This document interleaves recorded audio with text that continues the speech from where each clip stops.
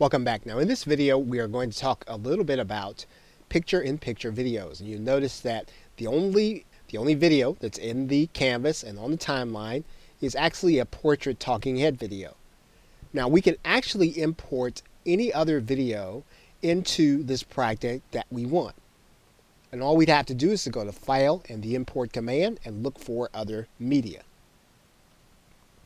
We can also look for recent Camtasia recordings. In this particular case, let's just pull one of the Camtasia recordings into the timeline. Okay, so now we have this recording. What we're going to do is we're going to go ahead and add it to the timeline at the playhead.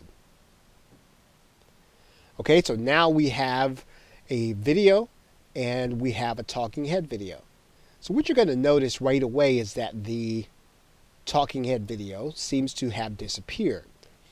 But as you can see, it's really on the bottom of two tracks, neither of which are opaque or either of which are invisible. So what we need to do is we need to move this track up and move the others down. Right? And we can do that very easily just by changing the order of some of the tracks. Digital marketers and entrepreneurs, many of whom use systems like Facebook Live and YouTube, are looking for ways to be more connected. And one of the ways that they're doing that is by making sure that they are in their videos. But the other thing that they're doing, they're coming back to this medium but with no background.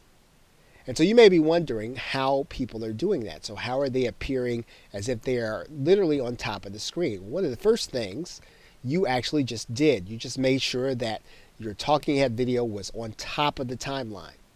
Right now we do not have a green screen, but if we did, all we really need to do is we need to take care of that color. And so we could go to the visual effects, and then we can drag on top of the track. Now, of course, we don't really have a color, a specific color to really take out, but you would want to make sure that if you wanted to appear right outside of your background, that you just had a background that really contrasted with where you are, and that it was some color that could be easily removed inside of Camtasia. The process is very simple, and the most important part is to make sure that you have good lighting even before you get to Camtasia. And when you do that successfully, what you're going to be able to do is you're going to be able to do things with hotspots that previously you may have been unable to do. And these are the two basic steps to being able to use Camtasia 9 in order to have your image cut out on top of your presentation. And all you really need to do is have a green screen video that's shot with green in the background.